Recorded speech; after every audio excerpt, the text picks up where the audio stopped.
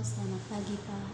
Perkenalkan, nama lengkap saya Elviana Dayantelawi, biasa disapa Elvin, NIM 2101160024, Prodi Bimbingan Konseling, Fakultas Ilmu Keguruan dan Pendidikan, Universitas Nusa Cendana Kupang. Jadi pada kesempatan kali ini saya akan menjelaskan terkait materi profesi bimbingan konseling. Jadi itu yang pertama, profesi bimbingan konseling. Jadi pengertian dari profesi itu sendiri ialah suatu jabatan atau pekerjaan yang menuntut keahlian dari para petugas pekerjaannya. Jadi artinya di sini pekerjaan yang disebut profesi tidak bisa dilakukan oleh sembarang orang, melainkan dilakukan oleh orang yang lebih terlatih.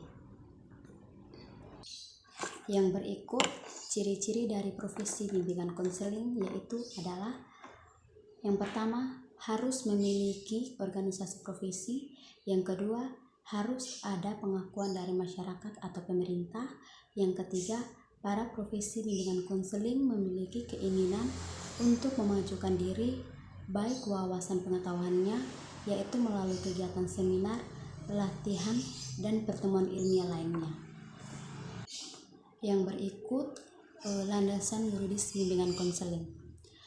Landasan yuridis bimbingan konseling adalah berbagai peraturan dan perundangan yang berlaku di Indonesia tentang penyelenggaraan bimbingan konseling yang bersumber dari Undang-Undang Dasar, Undang-Undang, Peraturan Pemerintah, Keputusan Menteri, serta berbagai aturan dan pedoman lainnya yang mengatur tentang penyelenggaraan bimbingan konseling di Indonesia. Selanjutnya ada landasan sosial kultural dalam bimbingan konseling. Pengertian landasan sosial kultural dalam bimbingan konseling adalah landasan yang dapat memberikan pemahaman kepada konselor tentang dimensi kesosialan dan dimensi kebudayaan sebagai faktor yang mempengaruhi terhadap perilaku individu. Yang berikut permasalahan yang terjadi dalam landasan sosial budaya, yaitu ada 4. Yang pertama, perbedaan bahasa.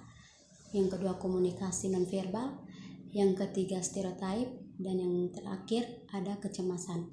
Jadi solusi untuk mengatasi permasalahan yang terjadi dalam landasan sosial budaya, yaitu solusinya harus adanya konseling profesional yang bersifat antar budaya atau multibudaya yang merupakan kebutuhan yang sangat mendesak bagi terselenggaranya pelayanan yang etis, dan hal ini merupakan bagian yang integral dari tugas profesional bimbingan dan konseling.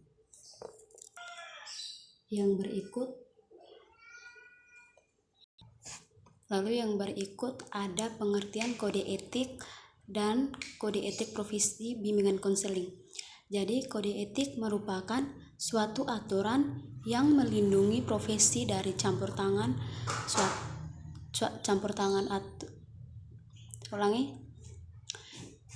Kode etik merupakan suatu aturan yang melindungi profesi dari campur tangan pemerintah dan juga mencegah ketidaksepakatan internal dalam suatu profesi, serta melindungi atau mencegah para praktisi dari perilaku-perilaku malpraktik. Yang berikutnya, fungsi kode etik guru dan kode etik profesi bimbingan konseling. Jadi, yang pertama, memberikan pedoman bagi setiap anggota profesi tentang prinsip profesionalitas yang digariskan. Dan yang kedua, sebagai sarana kontrol sosial bagi masyarakat atas profesi yang bersangkutan. Lalu, sanksi bagi penyelenggaraan kode etik. Apabila terjadi pelanggaran terhadap kode etik profesi bimbingan konseling, maka konselor akan mendapatkan sanksi. Yang pertama yaitu teguran secara tertulis dan lisan. Lalu yang kedua, peringatan keras secara tertulis, dan yang ketiga, pencabutan anggota Akbin. Lalu yang berikut ada kesadaran nilai dalam pelayanan bimbingan konseling dilihat dari konselor dan konselor itu sendiri. Yang pertama, pengertian konselor adalah pihak yang membantu menyelesaikan permasalahan yang dialami oleh konselor. Lalu, pengertian dari konselor itu sendiri adalah peserta didik yang mendapatkan pelayanan konseling. Yang berikut ada karakteristik konselor. Menurut Wells tahun 2004, ada karakteristik kepribadian yang harus ada pada seorang konselor, yakni beriman dan bertakwa kepada Tuhan Yang Maha Esa, menyayangi manusia, menjadi komunikator yang terampil dan pendengar yang baik, memiliki ilmu dan wawasan tentang manusia, sosial budaya, fleksibel, tenang, dan sabar.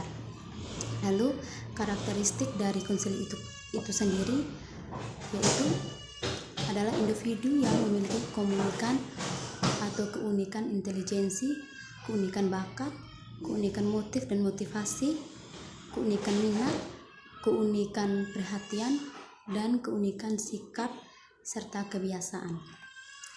Lalu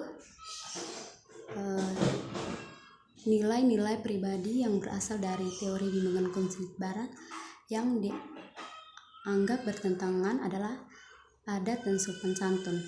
Lalu yang berikut nilai pribadi konseling, yaitu antara lain memiliki komitmen yang kuat dalam mengamalkan nilai-nilai keimanan dan ketakwaan kepada Tuhan Yang Maha Esa, saling menghormati dan saling menghargai sesama manusia, memiliki pemahaman dan penerimaan diri secara objektif, konstruktif, baik yang terkait keunggulan maupun kelemahan.